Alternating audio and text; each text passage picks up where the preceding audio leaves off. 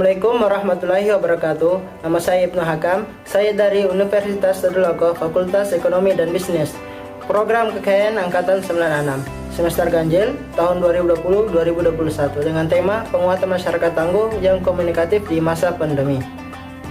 Salah satu proker saya antara lain sosialisasi adaptasi new normal. Salah satu materi yang saya dapat bawakan, adaptasi metode pembelajaran melalui e-learning untuk menghadapi era new normal. Berbicara mengenai pendidikan yang tengah menjadi bahan topik pembicaraan dan perdebatan dalam menghadapi new normal. New normal sendiri merupakan istilah yang digunakan dalam berbagai keadaan dan kondisi lain untuk menyiratkan bahwa sesuatu yang tidak biasa atau belum pernah terjadi dan dilakukan sebelumnya telah menjadi biasa. Mengingat pandemi COVID-19 masih melanda Indonesia saat ini. Memasuki era new normal ini, pemerintah memberikan himbauan kepada seluruh masyarakat agar menetapkan protokol kesehatan yang dianjurkan dan mentaati aturan yang dibuat. Dunia pendidikan pun terpaksa tetap diliburkan dan diganti dengan sistem pembelajaran daring atau secara online yang berbasis digital. Metode pembelajaran online secara penuh sudah menjadi pilihan di tengah situasi new normal, tatanan kehidupan baru. Metode pembelajaran secara online atau e-learning ini memang bukan hal baru bagi masyarakat Indonesia. New normal pendidikan yang telah kita lakukan membuat kita harus menyesuaikan metode pembelajaran yang sesuai dengan kondisi saat ini, di mana berbasis digital, di mana harus mengkombinasikan metode pembelajaran tatap muka di ruang kelas dengan e-learning. Pada pembelajaran daring, pada waktu yang sama, guru dan peserta didik berada dalam aplikasi internet yang sama serta berinteraksi satu sama lain layaknya pembelajaran konvensional yang dilakukan selama di kelas. New normal pembelajaran secara e-learning merupakan adaptasi dari kondisi dan keadaan yang semua orang terpaksa untuk melakukannya. Meskipun pada kenyataannya, kegiatan belajar mengajar secara e-learning telah dilakukan dari sejak lama oleh beberapa perguruan tinggi. Namun sebagai bentuk kesadaran terhadap era revolusi industri 4.0, dengan menyesuaikan metode pembelajaran melalui e-learning untuk menghadapi new normal, maka menjadikan diri sebagai manusia pembelajar, yang mana merupakan satu kunci keberhasilan pembelajaran di era pandemi karena kita harus banyak belajar tentang teknologi informasi. Salah satu tantangan pendidikan saat ini adalah melakukan penyesuaian di era new normal yang mana belum bisa bertatap muka secara langsung. Maka salah satu solusi yang ditawarkan adalah melakukan proses pembelajaran mandiri atau pembelajaran jarak jauh dengan metode pembelajaran yang dikenal dengan e-learning. Dalam pemahaman umum, sistem pendidikan adalah jumlah keseluruhan dari bagian-bagiannya, bekerja sama untuk mencapai hasil diharapkan berdasarkan atas kebutuhan yang ditentukan. Setiap sistem pasti mempunyai tujuan, dan semua kegiatan dari semua komponen atau bagian-bagiannya adalah diarahkan untuk tercapainya tujuan tersebut. Proses kegiatan belajar mengajar yang awalnya sistem tatap muka langsung diberhentikan dan mengganti proses pembelajaran dengan sistem pembelajaran daring atau learning. Pembelajaran dengan metode e-learning yang keseluruhannya manfaatkan teknologi dalam pembelajaran melalui fasilitas internet, sehingga tidak diperlukan tatap muka. Diharapkan meski pembelajaran melalui metode daring atau e-learning tetap mencapai keberhasilan pembelajaran. Keberhasilan pembelajaran ditentukan dari berbagai komponen yang saling berinteraksi. Komponen pembelajaran diantaranya adalah dosen, mahasiswa tujuan, materi, metode, dan strategi pembelajaran. Undang-Undang Nomor 14 Tahun 2005 tentang guru dan dosen bahwa kompetensi pedagogik adalah kemampuan mengelola pembelajaran mahasiswa. Kompetensi pedagogik merupakan jenis kompetensi yang perlu dikuasai dosen. Kemampuan tersebut terlihat dari pengelolaan pembelajaran meliputi pemahaman karakteristik mahasiswa, perencanaan dan pelaksanaan, evaluasi, dan pengembangan berbagai potensi mahasiswa. Metode merupakan cara yang dimanfaatkan guru mengimplementasikan rencana pembelajaran yang telah disusun dan merupakan alat untuk mencapai tujuan pembelajaran. Metode pembelajaran merupakan satu komponen pembelajaran yang harus digunakan dalam kegiatan pembelajaran. Penggunaan metode pengajar harus dapat menciptakan terjadinya interaksi antar peserta didik maupun antar siswa dengan guru sehingga proses pembelajaran dapat dilakukan secara maksimal. Dalam menentukan metode pembelajaran, guru hendaknya tidak asal pakai.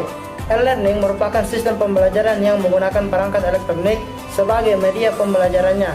E-learning sendiri merupakan pembelajaran berbasis web yang bisa diakses dari internet. Dari pendapat di atas, dapat disimpulkan bahwa e-learning merupakan pembelajaran berbasis teknologi internet untuk memudahkan seseorang menerima pengetahuan dan meningkatkan keterampilan peserta didik maupun mahasiswa. New normal adalah kebijakan membuka kembali aktivitas dan kegiatan publik secara terbatas dengan menggunakan standar kesehatan yang sebelumnya tidak ada sebelum pandemi. New normal merupakan tahapan baru setelah kebijakan pembatasan sosial yang diberlakukan untuk mencegah penyebaran wabah virus COVID-19. Pada saat new normal, dalam sektor pendidikan juga perlu penyesuaian pola pembelajaran yang sesuai dengan kondisi saat ini.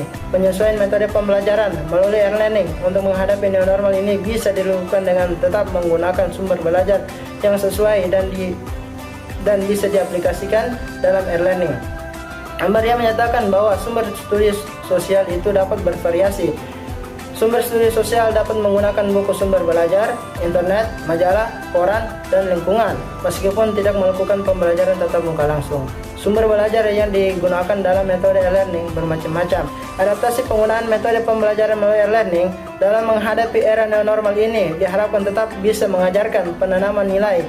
Bisa dilakukan dengan meminta peserta didik melihat foto dan video biografi seseorang, seperti dengan memberikan contoh biografi para pemimpin lokal. Metode e-learning diharapkan tidak mengganggu sistem pembelajaran dengan tetap melakukan kebiasaan-kebiasaan sebelum pandemi, seperti kebiasaan menulis, contohnya tetap melakukan kebiasaan tanpa melabrak protokol kesehatan. Setelah melakukan aktivitas kampus secara daring, kemudian membaca atau menulis lagi. Menjelaskan dengan pembelajarannya diri menulis dan menjadikan menulis sebagai tugas keseharian. Hal ini dapat dilakukan dalam penyesuaian melakukan pembelajaran melalui e-learning dalam menghadapi new normal.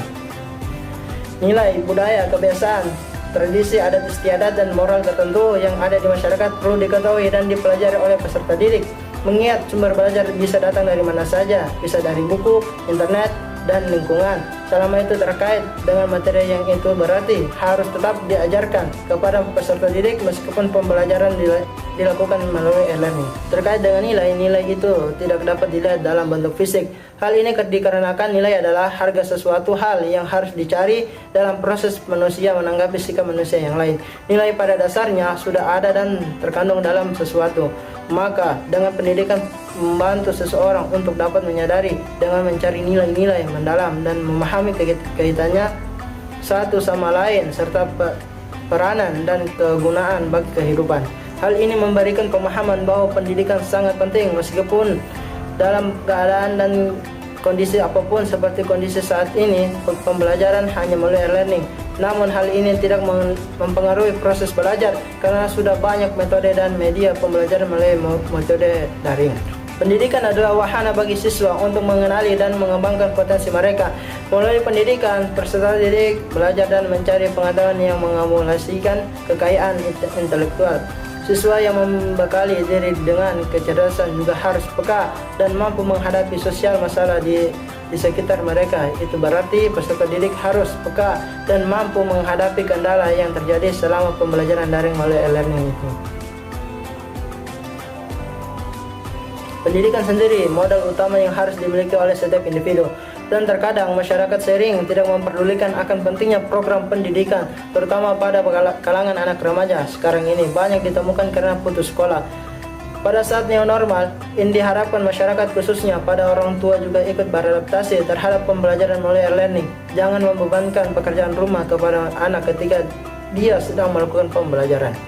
Proses adaptasi akan berjalan dengan selaras ketika semuanya mendukung proses penyesuaian proses belajar, karena sejatinya metode pembelajaran juga mempengaruhi keberhasilan pencapaian proses belajar mengajar. Jadi, saya menarik satu kesimpulan, metode pembelajaran merupakan satu dari beberapa komponen pembelajaran yang harus digunakan dalam kegiatan pembelajaran. Perkembangan berbagai metode pembelajaran berjalan seiring dengan pesatnya kemajuan teknologi. Untuk perkembangan yang dapat dimanfaatkan adalah menggunakan e-learning. E-learning merupakan pembelajaran berbasis teknologi internet yang digunakan untuk memudahkan seseorang dan menerima pengetahuan serta meningkatkan keterampilan peserta didik maupun mahasiswa. Terima kasih. Itulah materi yang bisa dapat saya bawakan. Lebih dan kurangnya mohon maaf. Assalamualaikum warahmatullahi wabarakatuh.